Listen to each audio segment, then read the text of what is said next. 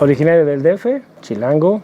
Mi familia viene de Moroleón, Guanajuato, un pueblito cerca de la frontera con Michoacán.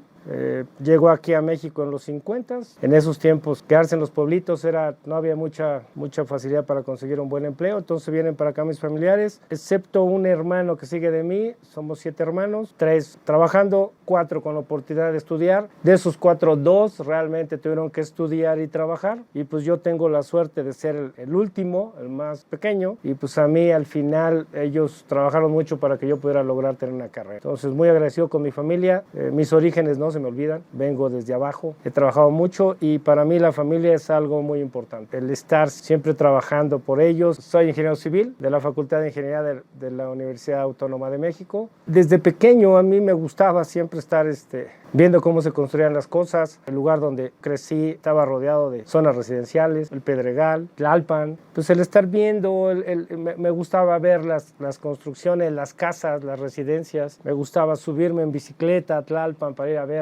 Se emociona uno viendo cosas diferentes. Empieza a gustar. Después ya en lo que es la prepa me empiezan a gustar las matemáticas un poquito más. Ahí es donde me empieza a gustar la ingeniería. Hice 2 exámenes cuando yo entré porque yo estaba becado en La Salle. Salgo de una beca de La Salle. La Salle me propone una beca al 50%. No podrían pagarla mis padres, entonces hice examen en la UAM, lo paso. Estuve más o menos 3 meses. Me llega la aceptación del examen de la UNAM. Entonces para mí, parte de que la UAM estaba muy lejos, en Iztapalapa la universidad estaba 15 minutos de casa. Me paso a la Facultad de Ingeniería y de ahí, pues la verdad es que han sido unos retos interesantes desde que te formas, porque la Facultad de Ingeniería es una educación muy diferente a todas las facultades. Parecemos un poquito zombies ahí en la facultad, todos metidos en lo que son las materias. Si no te formas así para estar metido en las materias, te come el tiempo.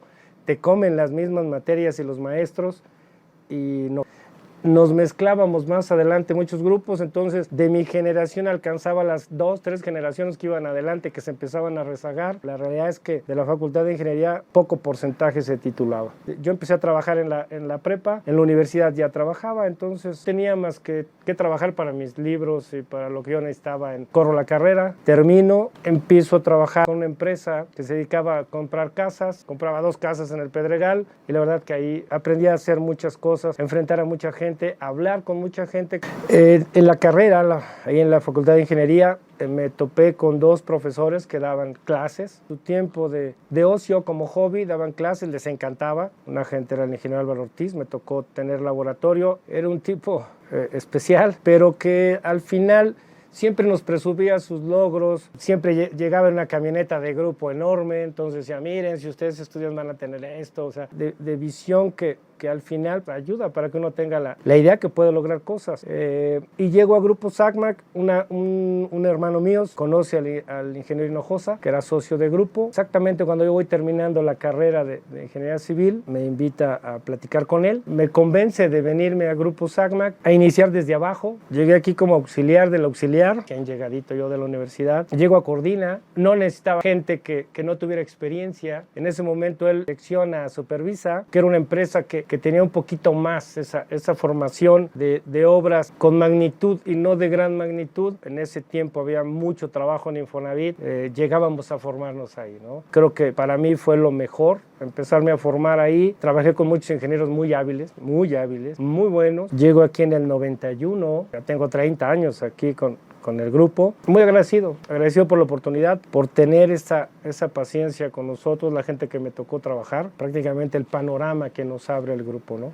Importante. Traía 2 compromisos, el compromiso familiar, moral, y el del amigo que me recomienda, ¿no? Para poder desarrollarme con mucha hambre de triunfo, haciendo un poquito más de lo que me toca, ¿no? Esa es una parte que en el grupo deben de entender los jóvenes, los que empiezan, que den un poquito más. El que da un poquito más en el trabajo, todo el mundo lo ve. El que hace lo de siempre, que no empuja nada, pues ahí pasa desapercibido y ahí pasa. Pero todos los que venimos de abajo, y yo soy un ejemplo de los que venimos de abajo, hacer un poquito más de lo que me toca, me ayudaba a empujar al que estaba de jefe y después ese jefe me jalaba. Normalmente la gente que tenía supervisa en niveles más altos del mío, siempre era gente bastante buena, les encantaba que los de abajo los soportaran, los empujaran. Entonces así fue, empujando, haciendo un poquito más, porque ni crean que hice mucho más de lo que me tocaba, hacía un poquito más de lo que me tocaba, y eso generó que empujara al de arriba y el de arriba jalarme, y así ha sido toda mi vida. Cuando a mí me dan la oportunidad de gerente técnico, tuve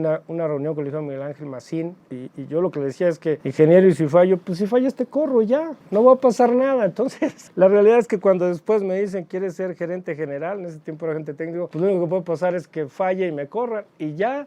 Siempre he tratado cuando doy una instrucción es porque ya tengo la experiencia de lo que he hecho, y cuando estamos haciendo algo nuevo, ponernos a leer, aprender rápido para ponerme con ellos a solucionarlos. Eso ayuda mucho, ¿no? El poder entender qué están haciendo, cómo lo están haciendo, y el sentarnos en la mesa a hacerlo juntos. Yo siempre les he dicho, lo hago con ustedes 1 o 2 veces, la tercera la hacen ustedes, si no, no inventen. Eso ya es no agarrar responsabilidad. Entonces, es mi forma de ser. Eso genera que tu gente, cuando tú das una instrucción, no dude en hacerla. Pero Supervisa nace en el 75, cuando hay un crecimiento grande en vivienda, en edificación en el país. En ese tiempo estaba ya creciendo y saliendo mucho Infonavit, Foviste. Cuando se dan cuenta que no es lo mismo proyectar que supervisar, se empieza a crearse un departamento de supervisión que es Supervisa, la cual le toca crecer con esos monstruos de Infonavit, Foviste, que eran en su tiempo. Fue un tiempo muy importante para el grupo, porque es cuando el grupo empieza a entender por qué 8 empresas, diríamos. Cada empresa es una especialidad. No es lo mismo un ingeniero carretero que un ingeniero que hace edificación. Normalmente cuando vamos a presentar a Supervisa con un cliente nuevo, es ¿qué es lo que quiere? Primero debemos de entender qué es lo que quiere el cliente. El privado normalmente quiere bueno, bonito y barato, y que se termine rápido, porque si no, ¿cómo recupera esa inversión? El público le interesa más que al final la obra salga, el monto no le interesa, y que esté bien soportada para cualquier auditoría que sea. Entendiendo qué quiere cada cliente, hacemos un traje a la medida. Me gusta esa frase porque es una realidad de lo que hacemos, y de ahí el cliente, cuando le hacemos una oferta la cual está pensada en él, normalmente nos llama. El éxito de Supervisa, que aprendí de muchos, a mí me tocó seguir algo que cosecharon bastantes gentes. Mira, hay muchos.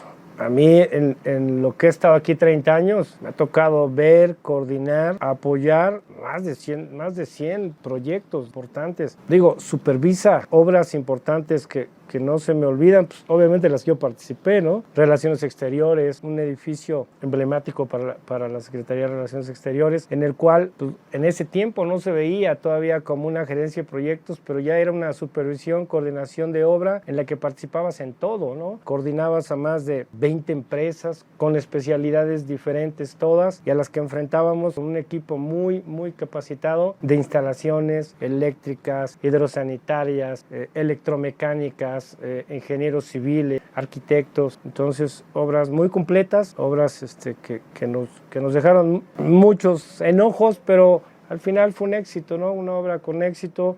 Obras como Infonavit, que se empezaron a hacer gerencias de proyectos cuando había complejos de más de 1000 viviendas que ya eran muy interesantes. Infonavit al final en México creo que fue de los primeros precursores que no lo llamaban gerencia de proyectos, que era una coordinación de obras, pero en los cuales participaban igual, se dividían las 1300 casas entre 20 empresas. Había una empresa que se encargaba de 5 edificios, otra de 5, otra de escuelas, otra del equipamiento urbano, otra de equipos especiales que se ponían. Entonces, en ese tiempo, cuando yo empezaba, pues eran las icónicas. Después siguió el edificio que está ahí en Galerías, que es un edificio de cristal, que fue uno de los grandes en su tiempo para Supervisa. Actualmente, cuando yo tomo la gerencia, la realidad es la gerencia técnica, la verdad es que tuvimos un crecimiento importante, agarramos obras de mucha envergadura, le construimos al Banco de México sus búnkers, son el banco de los bancos, ¿no? Hicimos varias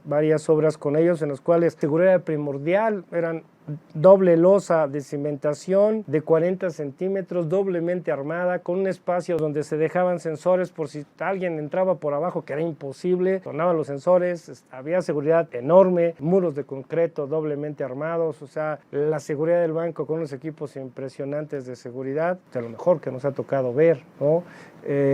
Hoteles, actualmente tenemos muchos hoteles ya en cartera que hemos visto. Vimos el Marriott ahí en Santa Fe, que un edificio que al final no terminamos, pero que lo difícil, lo grueso en ingeniería, lo que fue la excavación, la protección, la estructura, prácticamente la vimos con nuestra gente, todas las albañilerías las vimos con nuestra gente. Hemos visto hoteles en Cancún, hoteles de más de 1,200 cuartos. Cuando uno habla de un hotel grande, hablamos de 400 cuartos. Cuando hablas de un hotel de más de 1,200 cuartos, estás hablando de un monstruo porque tienes que tener todos los servicios para que la gente no salga.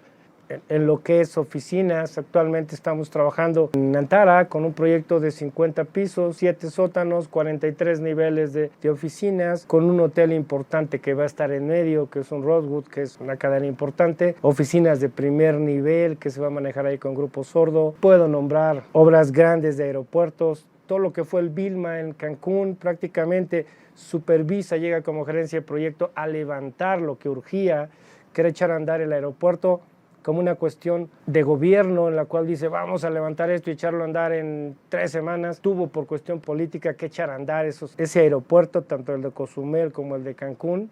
Los daños fueron grandes. El Vilma es algo que no se va a olvidar. Se movieron humas en la azotea de más de 8 toneladas. Veías cómo se rompieron cristales y estaban clavados en los muros de concreto. Entonces es lo impresionante de eso, ¿no? Que puedo nombrar muchos. La verdad es que en seguridad, en vivienda, en hotelería, en centros comerciales. Ahorita estamos viendo prácticamente el de nutrición, que es un edificio de 11 niveles. No es lo grande, sino lo importante del edificio. Va a llevar 10 quirófanos. Normalmente los hospitales grandes traen 5, 7 quirófanos, los grandotes. Estás hablando de hospitales muy grandes, arriba de 200 camas. Este va a ser 100 y tantas camas y son 10 quirófanos. Las instalaciones van a ser primordiales en lo que vamos a hacer en la segunda etapa.